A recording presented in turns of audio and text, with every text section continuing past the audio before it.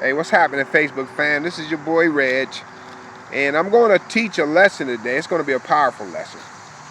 I titled this lesson, Black Lives Matter and Mystery Babylon. Black Lives Matter and Mystery Babylon. And I'm going to be coming out of Genesis chapter 11, verses 1 through 4, Genesis chapter 11, verses 7 through 9. And then I'm going to switch over to the book of Revelation. In Revelation chapter 17, you read about Mystery Babylon, the mother of harlots, the mother of all of these false religions.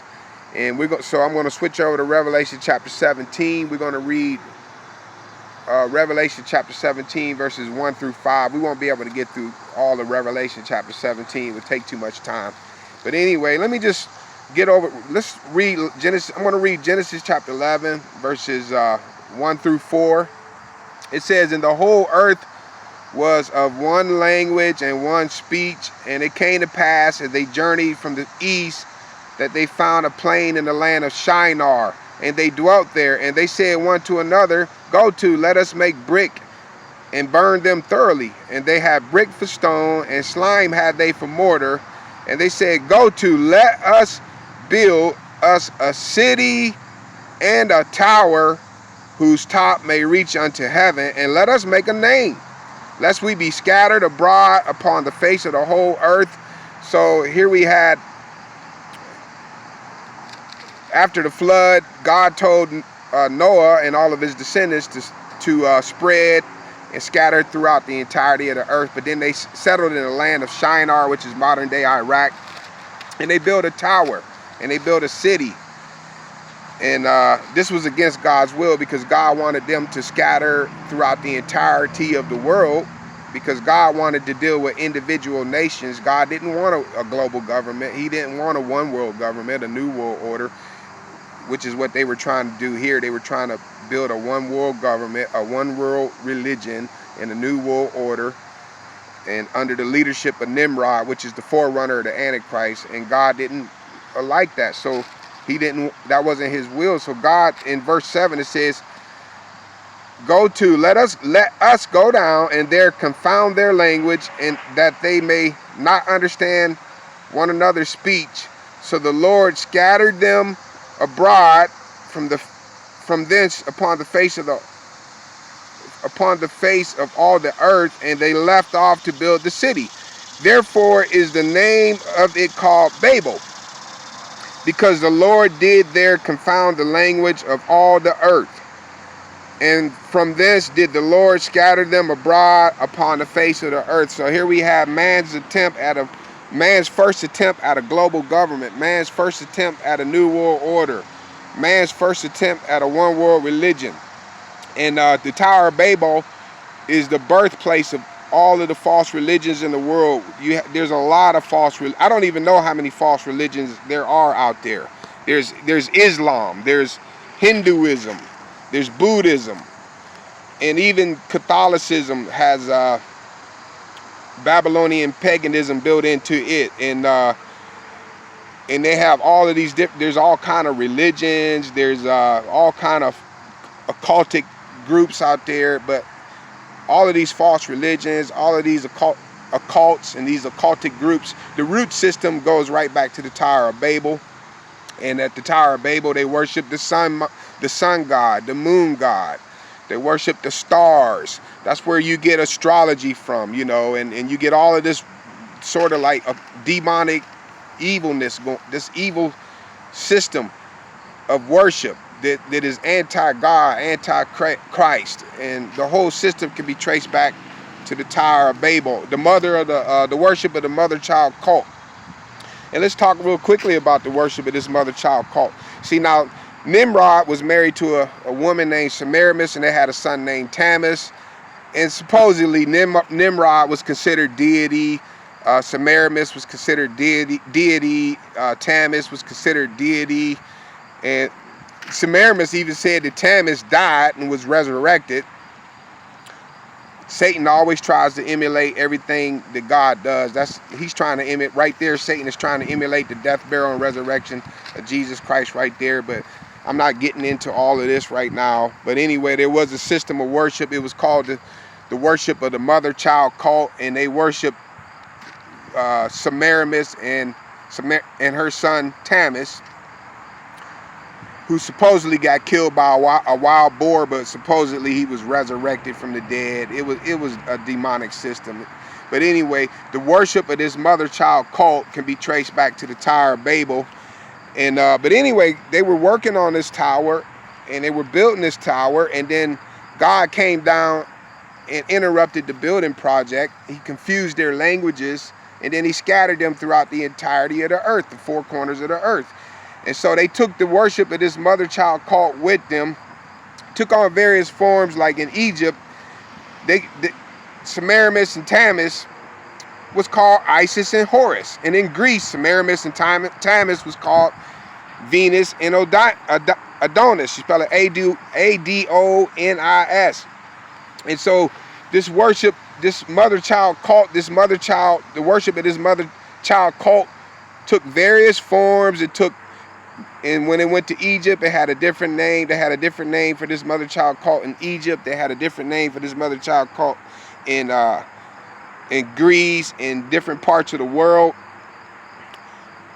But this false religious system, when God came down and confused the languages, this false religious system spread throughout the whole entire world. They just took this false religious system with them throughout the entirety of the world.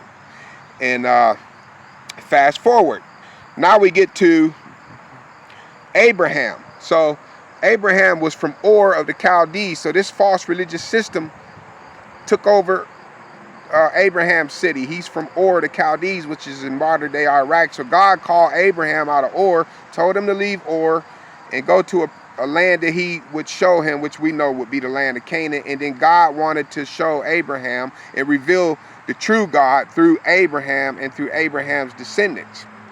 God wanted Abraham to separate from the worship of this mother-child cult. So we know the story about the Abrahamic covenant, where God called Abraham. He promised him a nation. He promised him that through his descendants, the nations of the world would be blessed. Through his descendants, the nations of the world would be blessed with the word of God. Matter of fact, we get our Bible come through Abraham's descendants. The word of God was written by Abraham's descendants. Also, we were told that the Redeemer that was mentioned in Genesis 3:15 would come from Abraham's descendants. In Genesis chapter 22, verse 18, God told Abraham that through your seed, the nations of the world would be blessed. So God called Abraham out of this pagan worship. And God promised Abraham that the Redeemer would come through his lineage. Now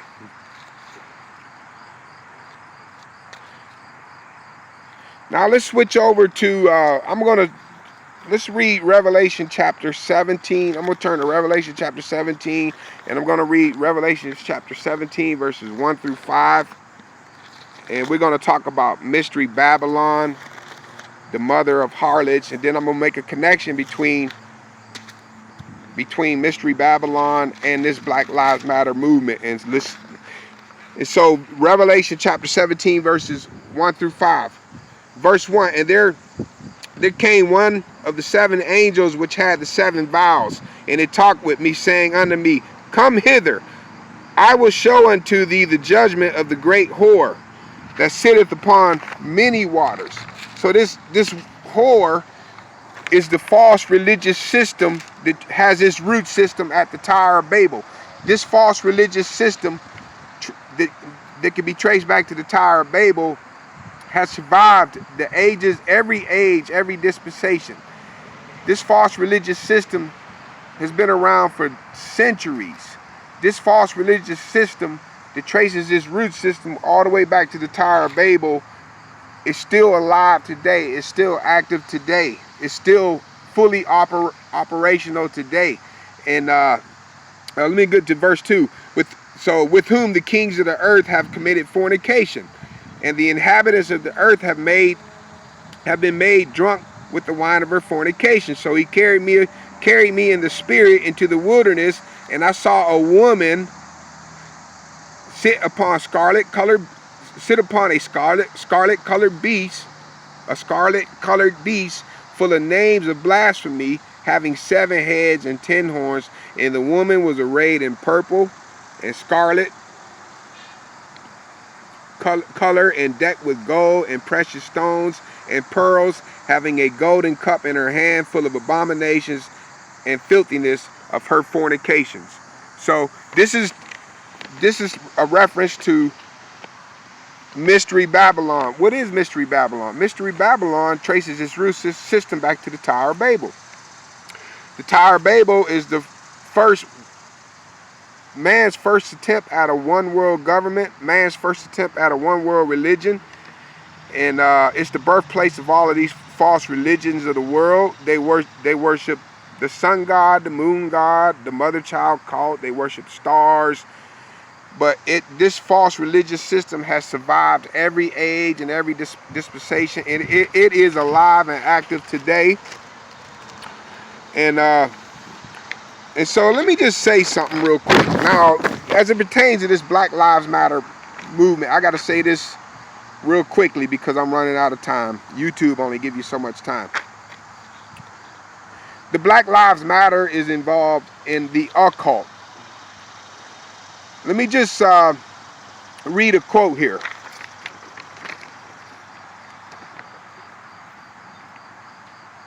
So basically, the Black Lives Matter, they summon up the dead to do their so-called justice work. And I'm gonna read a quote from Patrisse Cullors. She's one of the founders of the Black Lives Matter movement. She said, we're not just having a social justice movement. This is a spiritual movement. We have become very intimate with the spirits that we call on a regular basis. Each of them seem to have a different presence. Each of them seem to have a different personality. So they believe in they believe in resurrecting the spirits, and the spirits do the work in them and through them. So they believe this Black Lives Matter movement is occultic. Even this wicked system of the Black Lives Matter movement could be traced back to the Tower of Babel, with the worship of all of these false gods, the worship of Satan, this demonic system of worship. It has its root system. It can be traced back to the Tower of Babel. So we need to be really discerning in these last and evil days that we're living in. Satan is trying to create a one world religion, a one world religion is coming.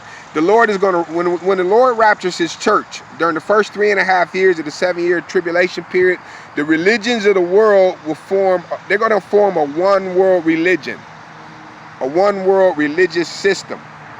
And it's going to exclude Jesus Christ and all of the religions of the world, whether it's Islam, all of the religions of the world that trace back to the Tower of Babel, whether it's Islam, whether it's Buddhism, whether it's apostate Christianity, Babylonian paganism, Catholicism, all of these, they're going to form a one world religious system. Patrisse Cullors and the Black Lives Matter movement, they're a part of this occultic agenda. They're a part of this one world church. So we need to be really discerning in these last and evil days. There's going to be a one world religion, a new world order, and a one world religious system.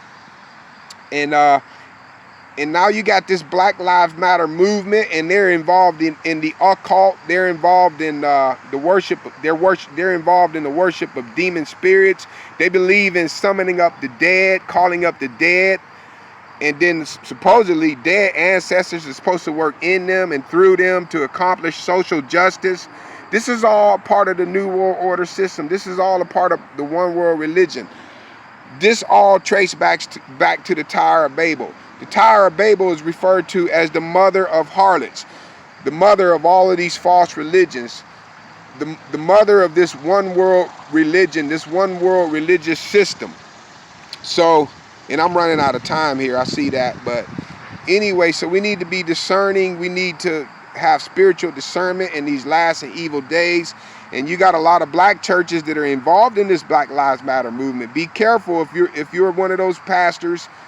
Get your church out of that movement, because it is occultic, and the groundwork is being laid down for the one world religion, the New World Order. But Christ will destroy that one world religion in the middle of the 7-year tribulation period, and then all worship will be directed towards the Antichrist. And it says that he will walk into a rebuilt temple and claim to be God. It says, who opposeth and exalteth himself above all that is called God or that is worshipped, so that he as God sitteth in the temple of God, claiming to be God. So this false religious system will be fully operational during the first 3.5 years of the 7-year tribulation period, but then all worship will be directed towards the Antichrist in the middle of the tribulation period. And you can read about that in Revelation chapter, I think it's Revelation chapter 17, verse 16. This religious system will be destroyed. Now the Antichrist will give this one world religion permission. He's going to say, all right, well, if y'all want to have a one world religion, that's cool. I'm going to let you have a one world religion. He's going to allow all the religions of the world to come together. They're going to form a one world religion. Islam will be there. Apostate Christians will be there. Buddhists will be there. Hindus will be there. Patrisse Cullors of this Black Lives Matter movement, she will be there unless she repents. And so all of the false religions of the world will come. They will unite. They will form a one world religion. And that one world religion will be fully operational during the first 3.5 years of the 7-year tribulation period. But I had to point all of this out because the groundwork is being laid now.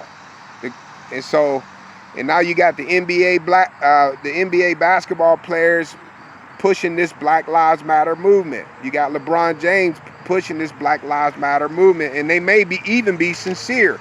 They may even believe that they're doing the right thing. They may believe they're doing a good thing, a good work. But we got to have spiritual discernment. We got to understand that we're not wrestling against flesh and blood, but we're wrestling against principalities, powers, the rulers of the darkness of this world, spiritual wickedness in high places. We're not wrestling against flesh and blood. This is spiritual warfare that's going on. Satan is trying to create a one world church. Satan wants to create a one world government. Satan wants to create a new world order. And so if you're going to have a one world government, you're going to have a new world order, then you must have a one world religion as well. But again, this whole religious system traces it can be traced back to the Tower of Babel. This occultic, godless religious system can be traced right back to the Tower of Babel. So we're living in prophetic times. We're living in, I believe, the end times. So we need spiritual discernment. We need to understand what's going on. Satan is trying to create a one world government. He's trying to create a one world church. He's trying to create a new world order. But at the end of the day, he wants to become the object of worship. And so he's working through organizations like the Black Lives Matter. Sad to say, he's working through organizations like Catholicism. Catholicism, they integrate Babylonian paganism into their worship experience. If you drive down the street and you look at a Catholic church and you see a woman holding a baby, well, that's Semiramis holding her son Tammuz. That's a statue of Semiramis holding her son Tammuz. That's a picture of the mother-child cult. So we got to be very wise. We got to be discerning in these last evil days. Satan is real clever. He's real slick with it, and he appears as an angel of light. But we need to be real careful. So, but I hope that this blessed somebody. I hope that this encouraged somebody. We need to pay attention to what's going on. Pastors, you need to pay attention to what's going on. Bishops, evangelists, apostles, teachers, all of you out there, we need to really pay attention to what's going on. All right, so I love you guys, and I hope you guys have a blessed and wonderful day. Also, if you have an opportunity, share the gospel of Jesus Christ with somebody. Tell somebody that Jesus loves them. Tell somebody that Jesus Christ died a substitutionary death on Calvary's cross to redeem them from the slave market of sin. Tell somebody about Jesus today. I love y'all, and have a blessed day. Bye-bye.